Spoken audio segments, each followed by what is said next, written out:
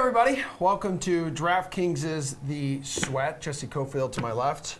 Emerson Lotzia to her right. 1 whole hour of doing that thing you like. We're going to take a DFS and sports betting gander at tonight's 13-game Major League Baseball slate. We're also going to take one final look at salaries ahead of tomorrow's Sanderson Farms Championship. That's PGA Tour. That's golf. Plus, we're camping out on the DK Sportsbook for an in-depth look at Week 4 around the NFL. And speaking of that, how does winning $1 million sound? Oh, it sounds pretty great, good, Jesse. pretty good.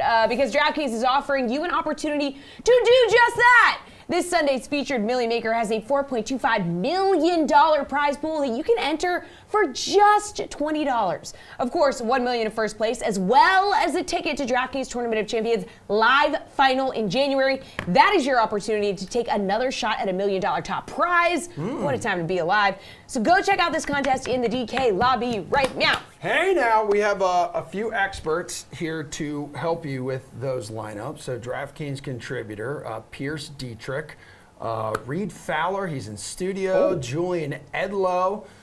Let's chase or fade some stuff. Buffalo is favored by an enormous, ginormous, beefy spread of 16.5 points against Houston. The Texans are 1-2. Hey, but haven't looked quite as bad as expected this season. That one win coming against Jacksonville. So chase or fade that the Bills covered this spread easily. Reed. Well, since I'm in studio here, this is the official answer, and the answer is no. I do not think they cover this easily. The reason being, and look, they're going to win this game, right? All signs point to them winning this game. But since 2010, guys, 5 games have been at around 16 and a half, and they've gone 2-1-1. So when you say easily, I'm going to fade that part. But Buffalo, what they looked like over the last couple of weeks, it's great. Houston has a rookie quarterback, probably the best rookie quarterback so far this season. No, that's probably not true. Maybe a little bit true. But yeah, I'm going to fade easily. But Houston's going to be in for a long day. Pierce, what do you think, dude? Big number, but they have the offensive firepower to clear it in a hurry. It is a huge number. I will chase this. They have the offensive firepower. The question is the defense. And they did give up 23 points in the first week, but a lot of that was because their offense was struggling. Then the next week, we saw the 35-0 win on the road. And then last week against Washington, they did give up 21 points. One was a garbage touchdown at the end, and then another was a 73-yard touchdown. So I don't think the Texans can get any more than 14 points. That means we need about 30 points from the Bills. They punted the ball twice last week. This offense is rolling. I don't think anyone doubts that they can get 4 touchdowns or 30 points, so I can go with them covering here. Jules, how about you, dude? 2 teams that are 2-1 ATS this season. Yeah, so, I mean, these big numbers, generally the cover doesn't get there. You know, the last 50 games that we've had essentially a 17-point favorite, and I know this isn't, it's floating around there, it's not officially 17. The favorite has gone 47-3 straight up, but they're covering less than 50% of the time. So I don't think anybody easily covers a 3-score spread in the NFL. The Bills are clearly going to win the game, I would assume. The Bills have been on the other side of one of those 3 upsets out of the 50, by the way. One of those favorites was Minnesota in 2018, and the Bills upset them. The other ones, if you like trivia, being the Jets beating the Rams last season, and then the year before, the Dolphins upsetting the Patriots to take the bye away from them in the final week of the regular season. The Bills are going to win. I have no idea if they're going to cover. I don't really bet these 17-point spreads. They're going to be up 20, 21 late in the game. Nobody's going to care if that backdoor happens or not.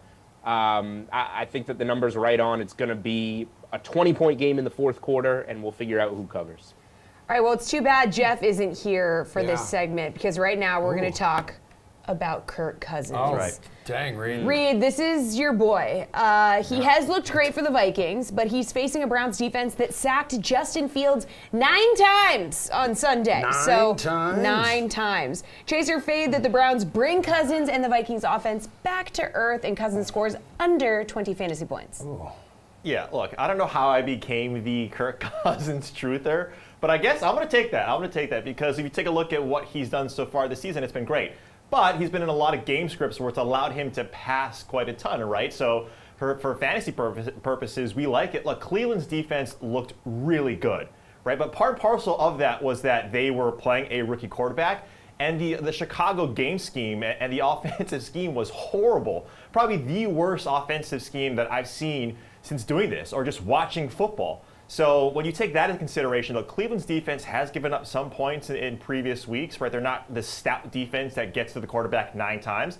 And what we like about Kirk Cousins, that even if he's in a game script where Minnesota is losing or they're down because that defense can't stop a lot of people, I do have this game going over that 53.5 number. I do think Kirk Cousins keeps this going. Will he have – the only thing that I'm worried about, guys, is that the amount of passing to run ratio is not a Mike Zimmer type of offense. That's just not what they do. That might regress a little bit, but this defense isn't really stopping anyone. So I do think Kirk Cousins keeps this going.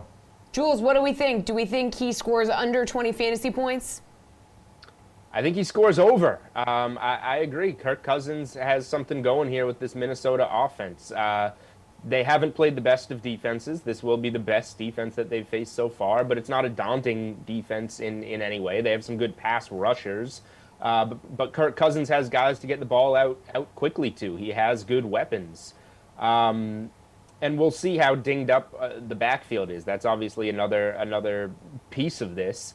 But this is going to be a game that the Browns are going to have to put. Minnesota's defense is bad.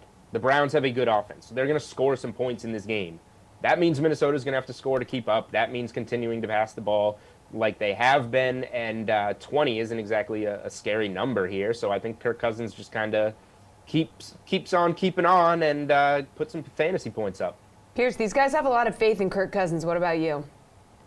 I do as well, and I'm going to fade that the Browns shut them down. The Browns can play well, and Cousins can still get to 20 fantasy points, but the Browns are not going to play well. Everyone thinks that this is a good defense all of a sudden because they got 9 sacks last week.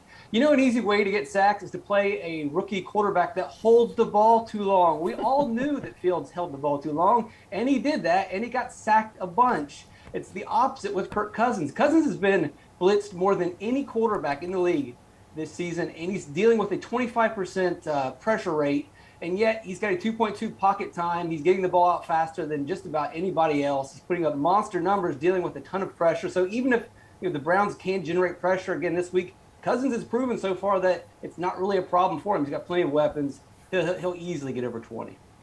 All right, let's go to a game with 2 teams with a combined 1 victory. The Detroit Lions had one of the most excruciating losses in recent memory on Sunday against Baltimore. So they gave up like a 4th and 19, and then watching Justin Tucker's record-setting 66-yard field goal dink over the goalpost as time expired.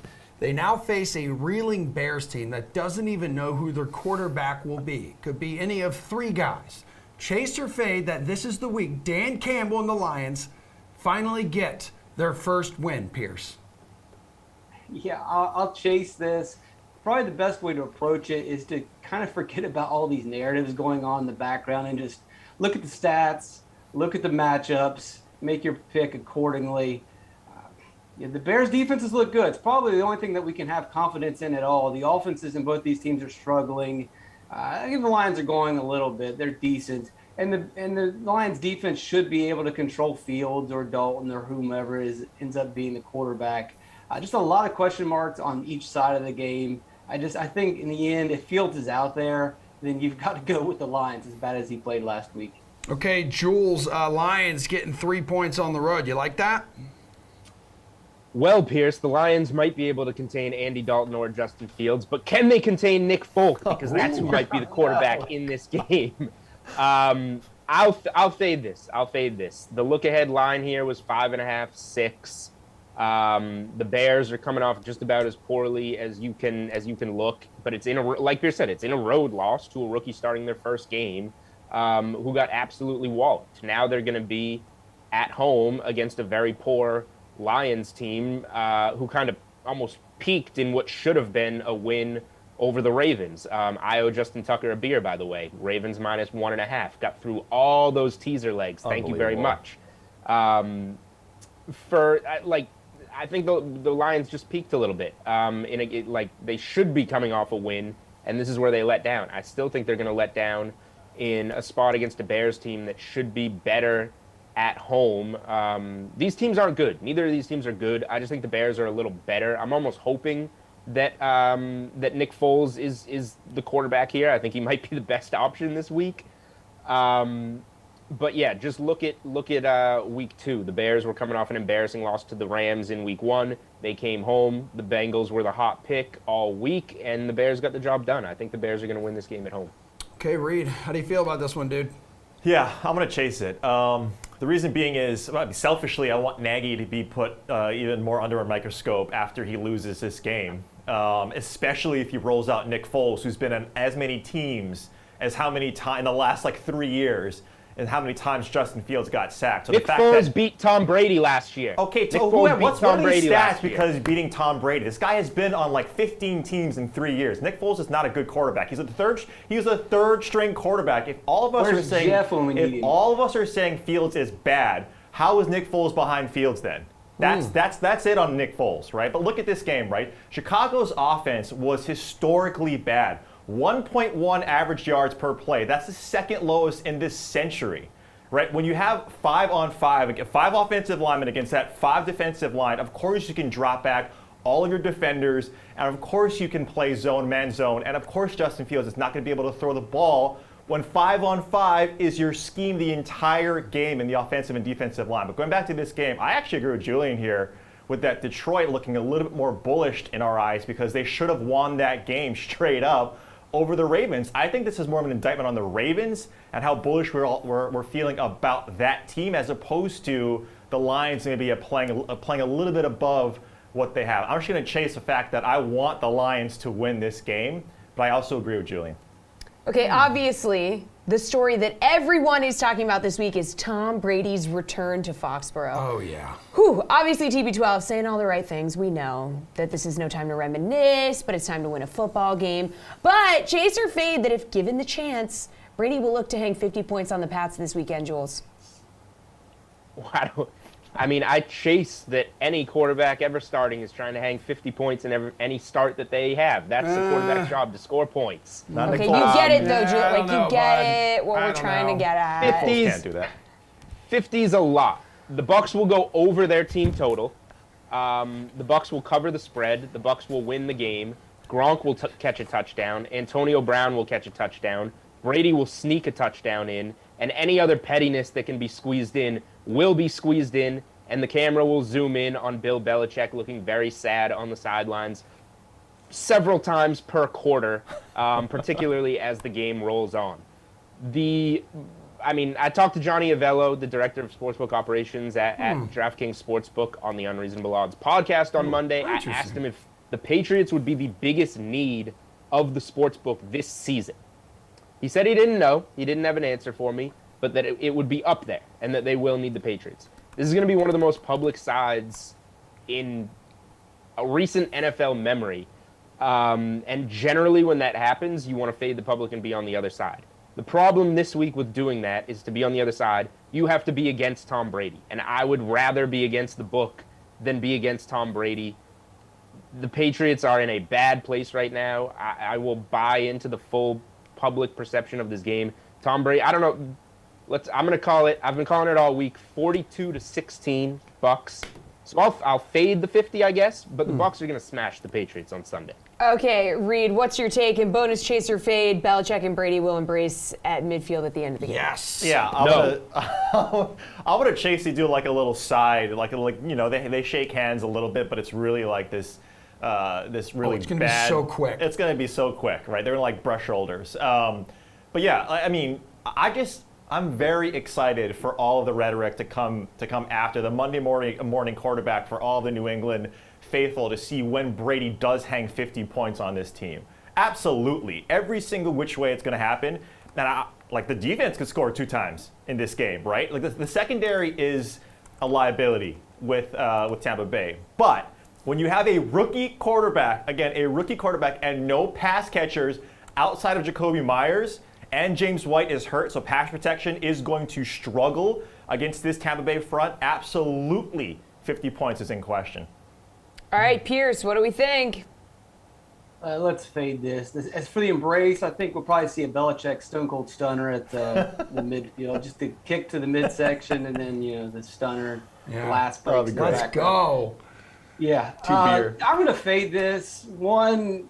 What about the Patriots narrative of them wanting revenge on Tom Brady possibly? I mean, if we're going to play narratives, then why isn't that a thing? But more importantly, the Buccaneers need to run the ball. I've been saying this for weeks. If you've got Tom Brady dropping back 40 to 50 times a game, you're not going to win very many games. He dropped back 55 times last week, and they lost. Yes, he can drop back 60 times and put up a bunch of points, but they've got to get Fournette going. They've got to get Rojo going, or even Keyshawn Vaughn going. They've got to establish a running game for the season, and this is a good spot to do it. Or, they can go out there and just try to have a great revenge game and score a bunch of meaningless points, or maybe, they try to look good and run the ball that helps them in future games. All right, guys, just one more before you take off. Need you to be quick on this one. The banged-up Buccaneers, who we were just talking about, that secondary, getting some reinforcements in the form of a veteran quarterback by the name of Richard Sherman. What kind of boost will he provide Tampa Bay, Reed? Well, I mean, he has to get back up to speed, right, a little bit. But yeah, like I mentioned, the secondary has been bad. Ross Cockrell hasn't been great in coverage. He's also been someone who's given up a lot of receptions, but that's not really a position that Sherman plays. This is going to add some veteran depth. This is going to add some stability. But we've seen it, even when Josh Norman coming back with San Francisco, he got hurt right away. I'm not saying it's going to happen the same with a guy like Sherman, but we know what he does. He's a great cornerback when he's healthy, when he's up to speed. So it's going to take some time, but like Pierce was mentioning, this is probably a good game to get things right. Jules, how much do you think he has left in the tank? Bucks rank last in the NFL in passing defense. I have no clue what he has left in the tank, but I think it just shows the desperation of the Buccaneers. If there's a reason that the Bucks don't get past the Rams when those two teams meet again in the NFC Championship game, it's going to be because of this secondary that Tampa has. As for the short term, it's not going to matter because Reed's completely right. The Patriots have no weapons to attack Tampa's only weakness, which is why Tampa's going to throttle New England this weekend. Yeah, Pierce could potentially be available for Sunday's game against the Pats. Veteran cornerback is synonymous for not good anymore cornerback. Wasn't very good last year, 67 PFF grade. I believe that he benefited a lot from that Seattle system. If Tampa's front seven can get going, then yeah, he'll be halfway decent. But other than that, he's too old. All right, good stuff, guys. done. We have baseball talk coming up next, but before we get our MLB panel to give you some of their favorite plays of the day, here's Brendan Glasheen catching up with Colorado Rockies second baseman Brendan Rodgers. Trevor's story, the uncertainty about him next year. To say, he does go and moves on. Why would you be confident that you could fill those shoes? Yeah, I mean, that opens up an opportunity to play shortstop. It's a position I played, pretty much my whole life growing up and throughout the minor leagues. I would say I definitely feel a little bit more comfortable at short than I do second still to this day, but I definitely had a big learning curve switching over to second earlier in my big league career, just with the turn, double play turns, the footwork, the shorter throw, it all is a little different, the arm actions. So I've definitely gotten a lot better at second, but I still see some room for improvement for sure. Same with shortstop. But like I said, I'll be ready for anything, whatever they tell me next year. What's Trevor meant to you as far as your career and your start in Colorado? He's been huge, man. He's this year we've especially gotten a lot closer, communicating at pretty much in between every pitch. And with hitting too, the hitting side, the mental side, he's been a huge factor. Him playing with Tulowitzki and Arenado and all those guys, he definitely can see him passing that down to me. And I plan on using that with the next group coming up for sure. That whatever he did to help me, I mean, it's been huge. I mean, I can't thank him enough. The Rockies took you with the third overall pick in the 2015 draft. Is being drafted super high, does that weigh on you at all? And if so, how does it add, if and any pressure to perform for this franchise when you get taken that high? Yeah, I would say more in the minor leagues, I had a little bit more weight on my shoulders, but when you get to the big leagues, you really forget about, where you're drafted because it's a different league. There's no league that prepares you for the big leagues, in my opinion. Whether you go play winter ball, AAA, it's a huge difference when you get to the big league. It's a different animal for sure. everyone's bigger, stronger, faster. Everyone's throwing harder. All the pitches are doing different things. So, you know, it was a huge jump, and I'm glad I've had a pretty solid year overall, in my opinion. But like I said, there's definitely room for improvement. Just got to keep cut the strikeouts down a little bit, get that walk rate up, you know, and, you know, good things will happen for sure. Emerson, what'd you call that dynamic duo in the break? The Killer Bees. Okay. We're going to stick in MLB and welcome in Our panel, DraftKings contributors. contributors Gary Thorne and Matt Meiselman. Fellas, it is... It's time to cover the bases. That's exactly what we're going to do, where you hit us with your favorite plays in the following categories. Starting with first base and your favorite DFS pitcher, Gary, and go ahead. Will do. Frankie Montas. I think Montas is in a really nice spot tonight. He's $9,400. On a slate that's as stacked as this particular slate is when it comes to pitching, I just think he might kind of slip through the cracks a little bit. I think there's also kind of a fear of using any Oakland Athletic in a game against the Seattle Mariners. They've just dominated the Athletics so far this season. But Montas, his past 11 starts, 2.09 ERA, a 2.87 FIP, and he's striking out 29% of the opponents he has faced. And I don't know. I know Seattle's magic. I know nothing I say about their poor offensive statistics is going to end up mattering, but against right-handed pitching so far this season, they have just a 686 OPS. That is tied with Baltimore and Kansas City. That is sort of the class of team they actually should be hanging out with. But of course, they're a half game back of the second wild card in the American League. But all the stats point me towards Montas tonight, who I think is underpriced for how he's been pitching as of late.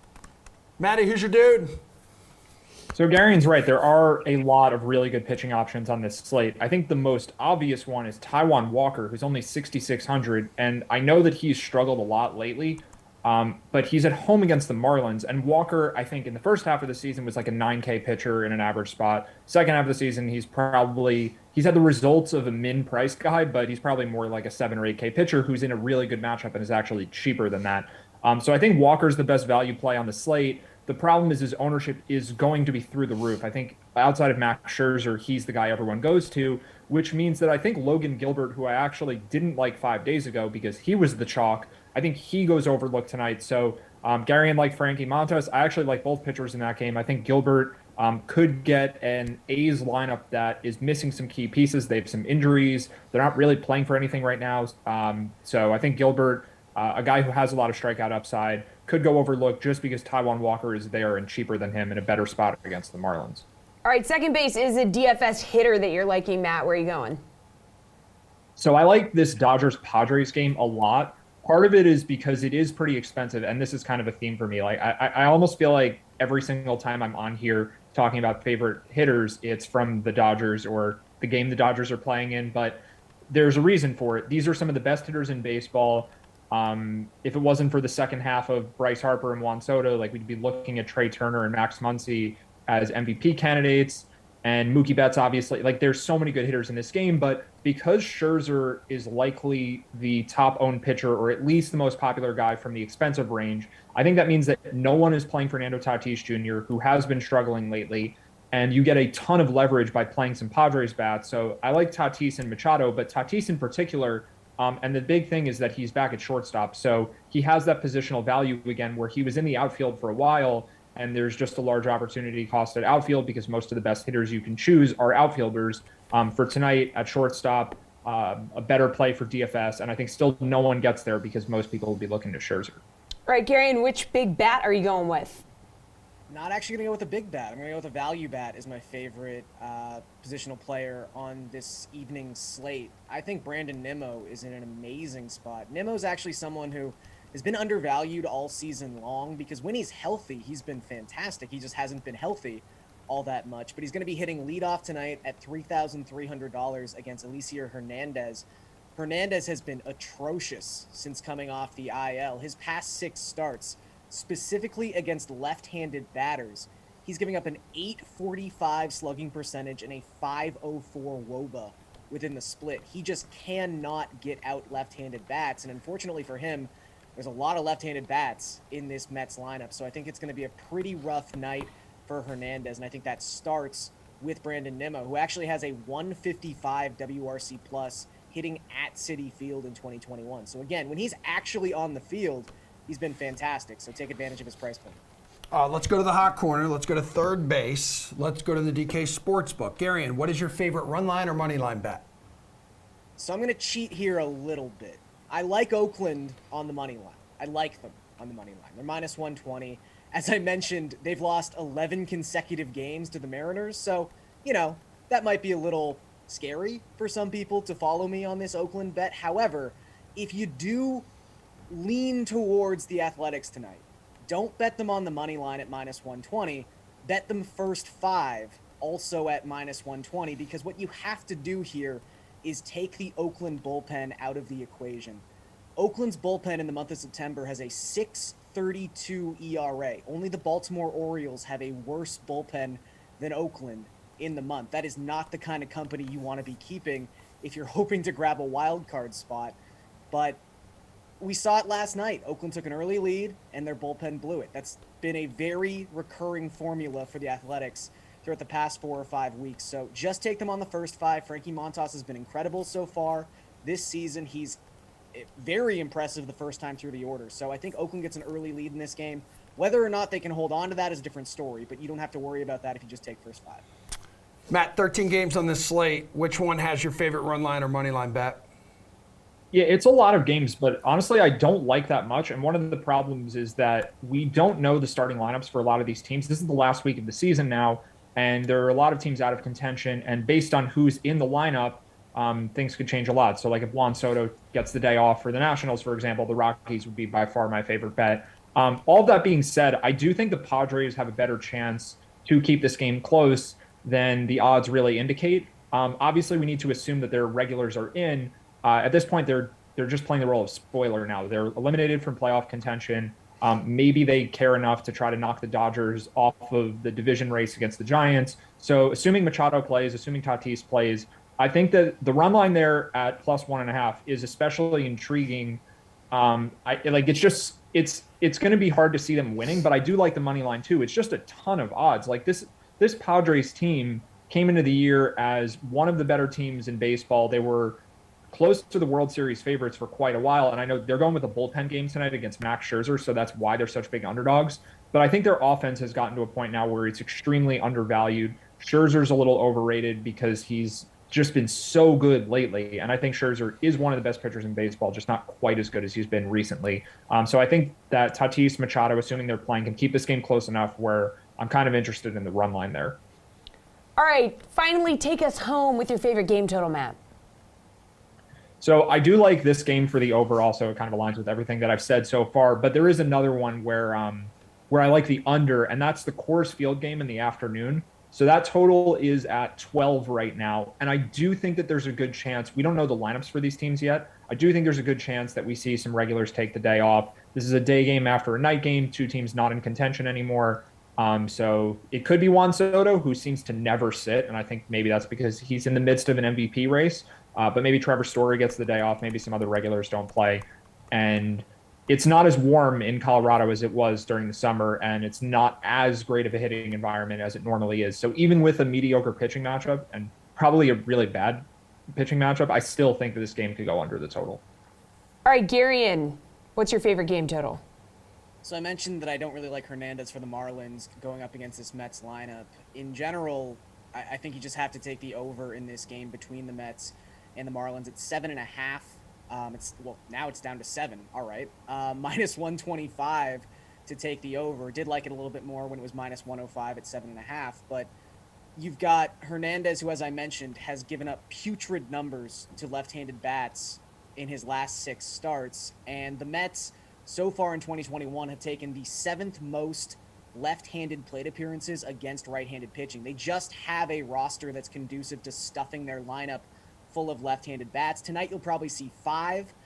Whether or not Dominic Smith finds his way into the lineup, it could be a 6th, but probably you're going to get Nemo, you're going to get Lindor, you're going to get Conforto, you're going to get VR, and you're going to get McNeil. So 5 of their 8 position players are going to be left-handed. And then on the other side, like, I don't really trust the Marlins offense all that much. I don't think they're going to score 8 runs tonight, but something about that swinging bunt in Pittsburgh, like, just broke Taiwan Walker's brain. I don't know what happened, but his last 12 starts, not only does he have an ERA above 7, his FIP is 7.26. There has been nothing redeeming about Taiwan Walker for the past 3 months, essentially. So maybe he doesn't get completely bombarded by this underwhelming Marlins lineup tonight, but I do think he's liable to give up 2 or 3 runs, and I think the Mets can get the rest done all by themselves. Gentlemen, appreciate the help. Later in this show, though, guess what? RotoWire's senior golf writer, that's Len Hochberg. He is going to be joining us to talk some DFS picks for this week's Sanderson Farms Championship. But right now, let's hear from the Action Network's Jason Sobel as he gives a sports betting look at this week's event. We got a lot to cover here in the world of golf, and as always, we turn to Jason Sobel from the Action Network. Adam Kaufman here with you. Jason, what's going on?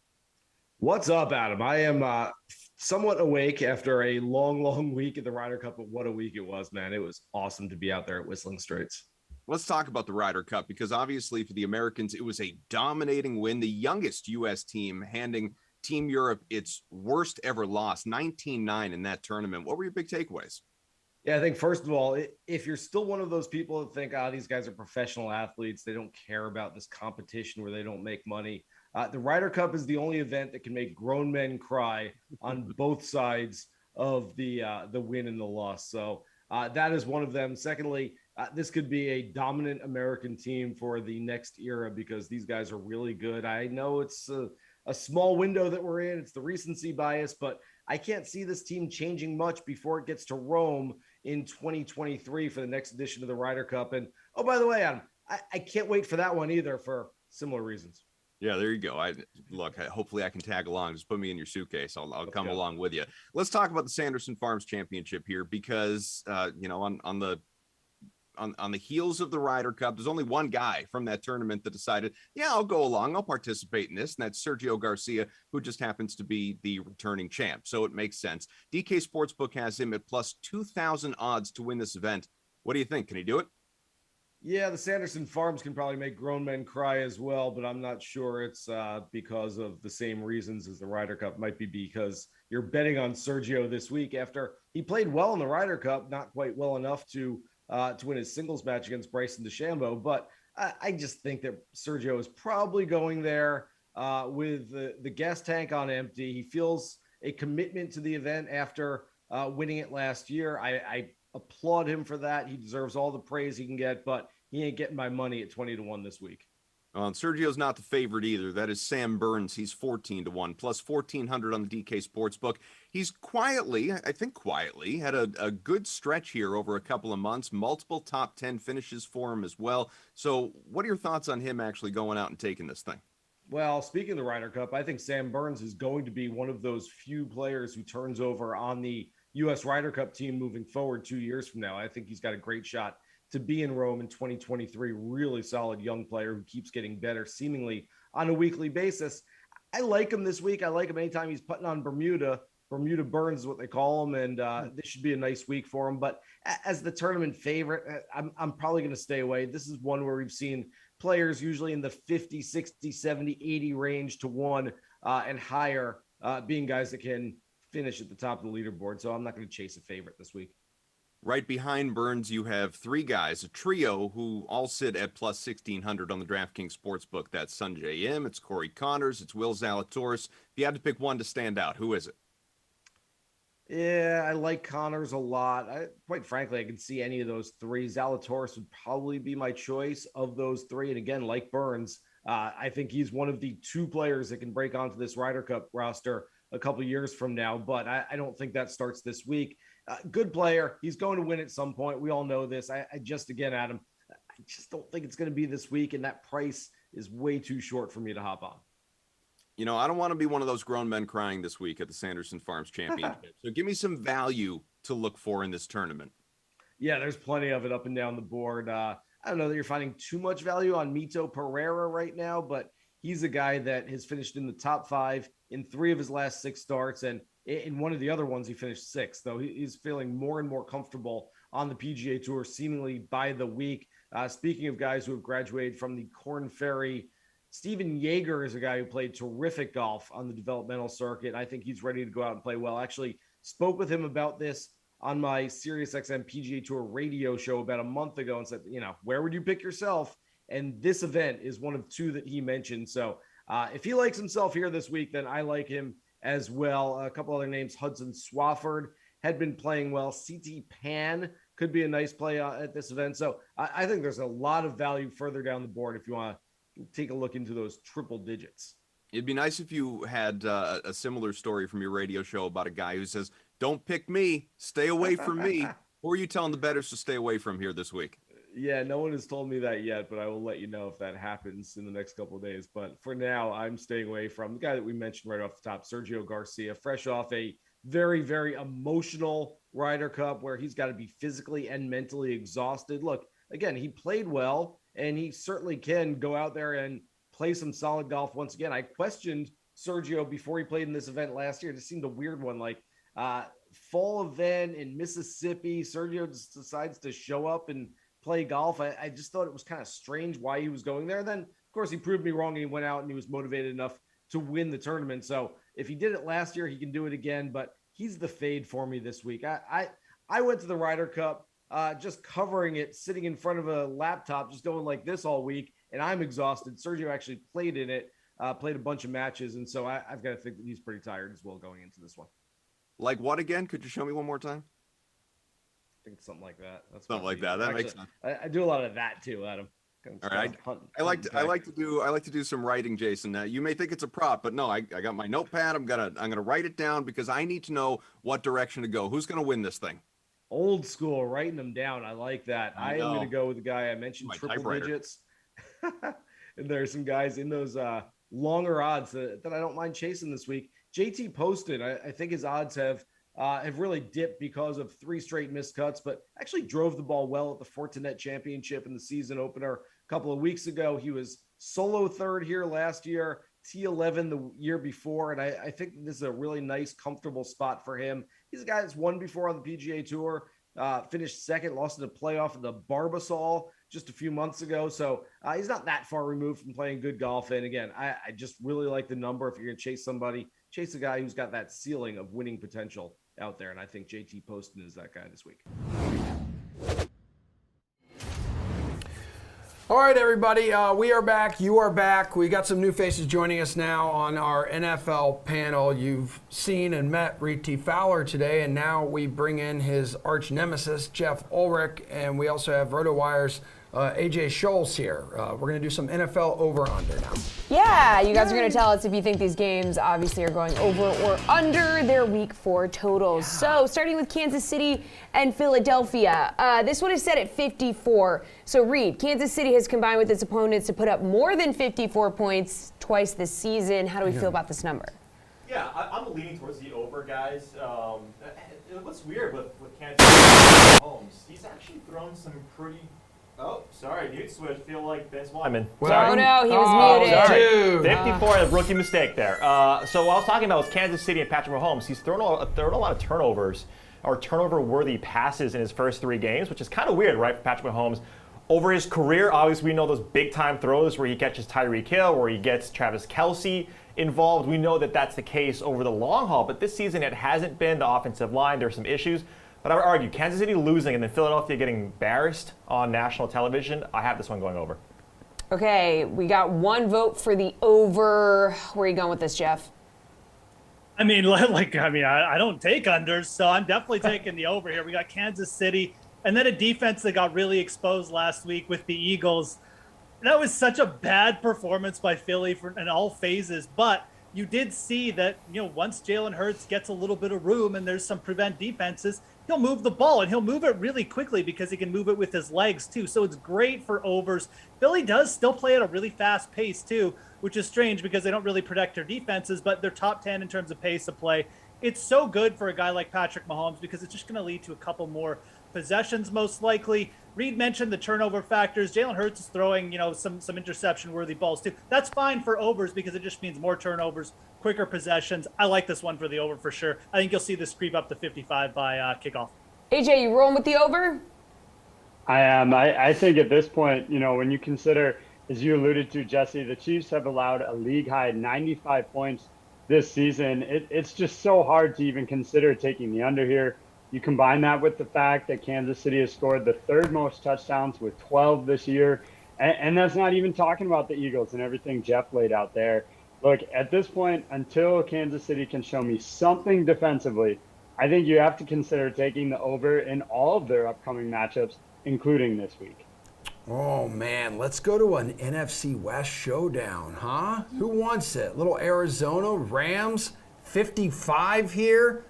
Couple undefeated teams. Sweet T. Fowler, your mic's on now. Where are you going? Yes, it is. The division game. So division games are always a little bit harder to predict in terms of being bullish.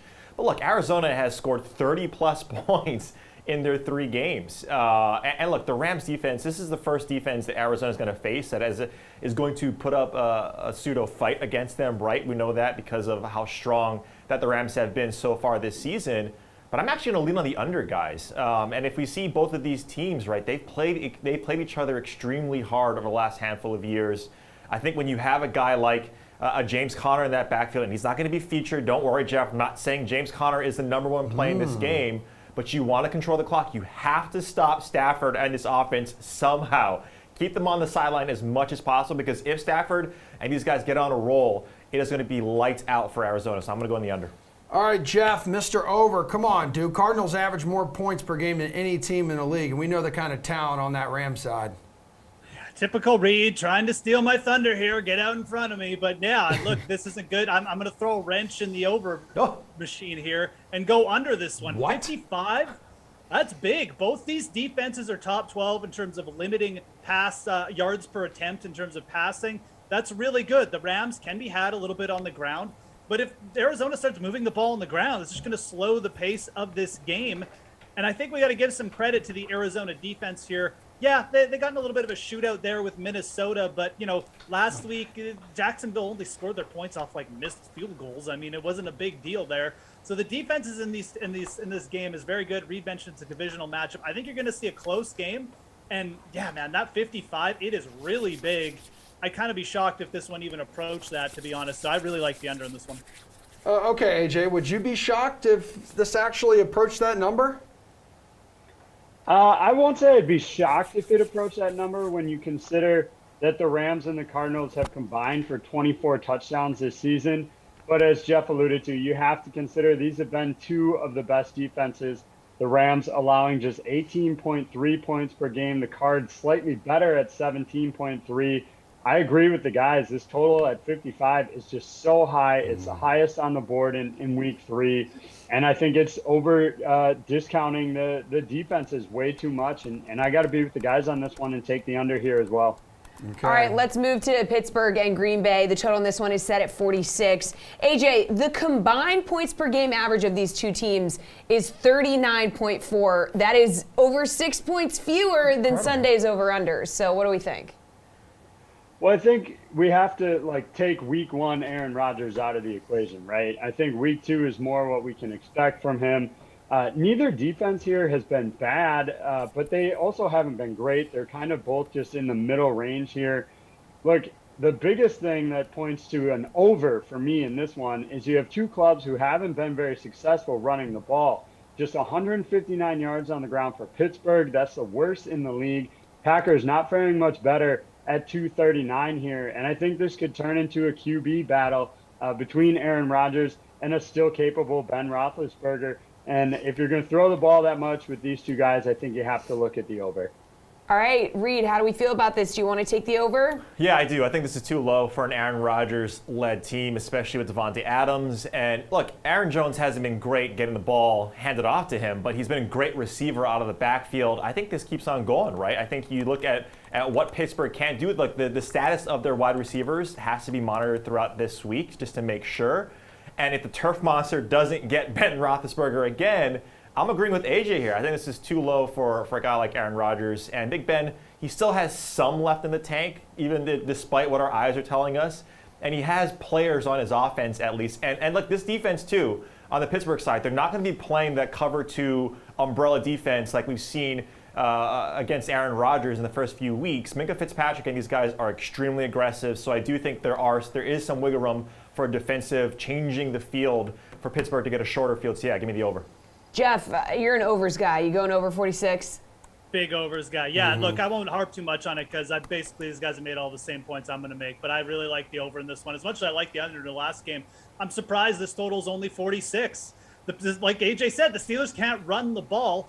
And the Packers don't really have a good pass rush. Neither of these teams really have a good pass rush. We need to stop thinking about Pittsburgh as this elite defense because their defensive line looks like a little bit old in the tooth right now. They're not getting pressure. 0 sacks on Joe Burrow last week. 0 pressures. If you don't get pressure on Aaron Rodgers, he'll put up 46 points on his own. So, yeah, give me the over here. This one looks way too low.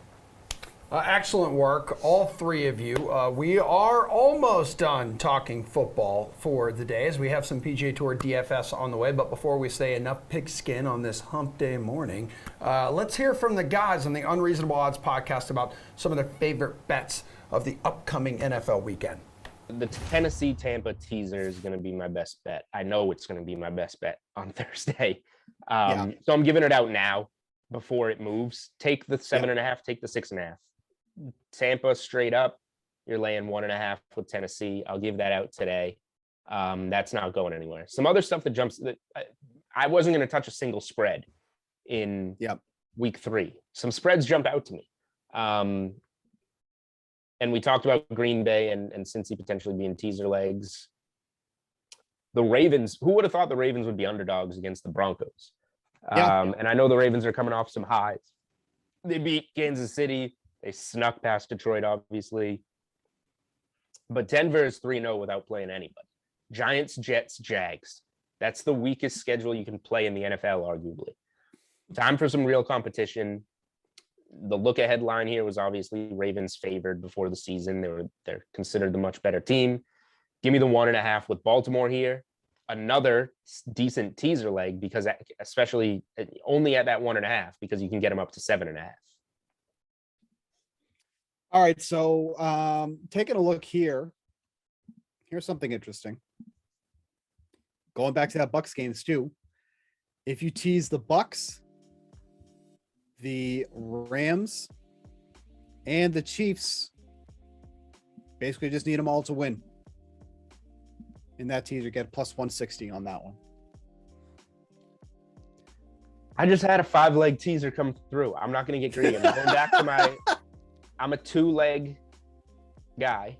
And there will be a couple weeks throughout the season where I think we can go big like we did in week 3, and we cashed in week 3. So I'm going to leave it at that. But to your mentality, though, you're getting a slightly better number than if you parlay them all together to win.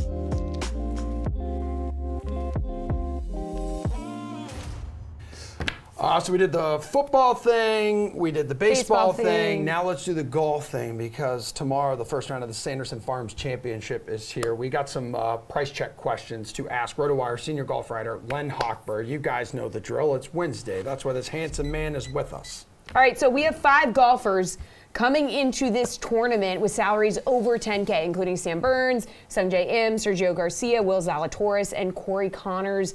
So Len, do any of those guys stand out to you this week? Well, Jesse, Emerson, hello. Yeah, well, Sergio Garcia does stand out for me. This isn't the question you're asking, but just incredible to me that he is showing up this week 4 days after the crushing loss of the Olympics. A lot of guys would have bagged it this week instead of going to Mississippi, but the defending champion, honorable of him to show up. I don't know if his head is in good enough place to really compete for the title this year. But a shout out to Sergio. 2 guys who I do like, Sam Burns, 11,000, top guy on the board. 11,000, very favorable price for a top guy, usually 11.5, 11.7. Burns is always around the leaderboard, really coming to his own.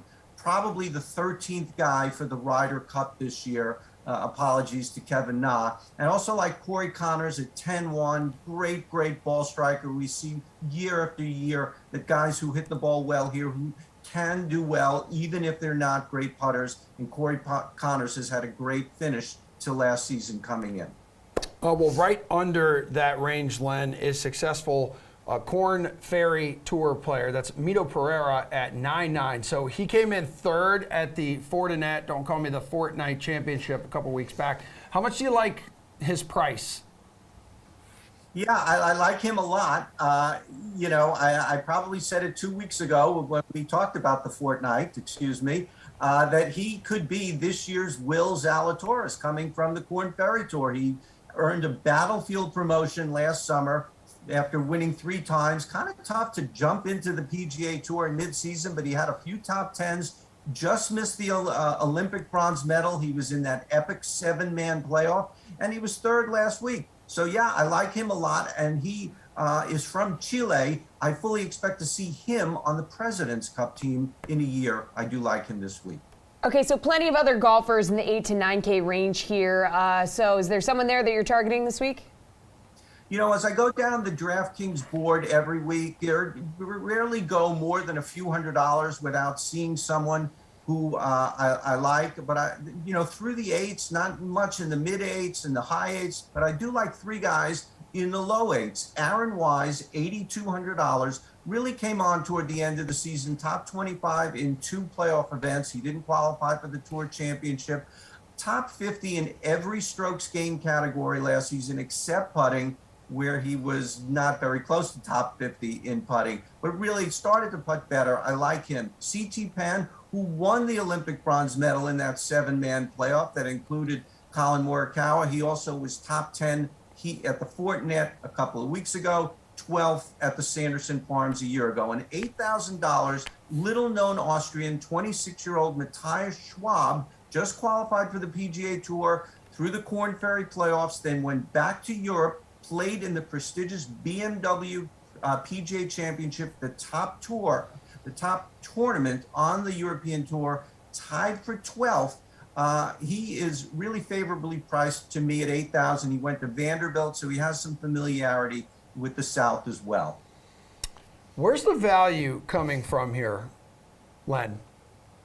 $6,900, Grayson Sigg, another Corn Ferry guy. His price is surprising to me because he was one of the top 2 or 3 guys on the Corn Ferry Tour last year, yet we see other Corn Ferry guys priced higher than him. I know it's not apples to apples, but he was $7,100 last week. He's down to $6,900 now. He finished 30th 2 weeks ago at the Fortinet. $6,700, Adam Schenk. He's made the cut 4 times in 4 visits to this tournament, 7 of his last 8 cuts overall, including the Fortinet. Not a bad birdie guy, 56th in birdie average last year. I was surprising to see that. And way down at $6,500, Peter Malnati. He won the tournament back in 2015.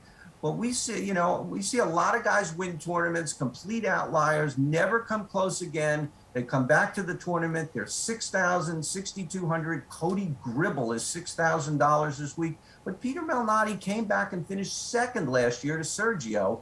He has shown it wasn't an outlier performance. He can do it again. He has done it again. Very surprised to see he's all the way down at $6,500. I could see $500, $600 more in his price.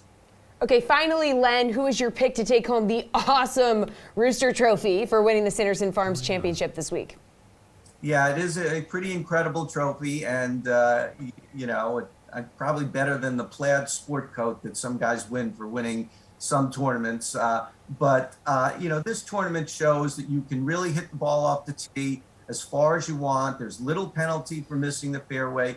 A strokes gained approach, greens in regulation, very important. We've seen bad putters do well at this tournament. You can get by as a bad putter. Sergio last year, Cameron Champ a few years back, which fits Corey Connors to a T. $10,100. He had a great season last year, even though he didn't win. He was top 25 in all 3 playoff events, including the Tour Championship. I know that's not that big a deal. 15th at the Open Championship, 8th at the Masters. This is really becoming a story but one of the great ball strikers this side of Colin Morikawa. He was only 110th in putting, but that's not Hideki Matsuyama bad. That's good enough to win this tournament. Corey Connors. Len Hochberg, that's how you do what you just did. Appreciate the help, man. Thanks, everyone, for hanging out with us today on The Sweat. We're back again live tomorrow morning, 11 o'clock Eastern Time, up until high noon. But coming up next, it's a Madden slate. At 5 o'clock, myself, Reed, and Jeff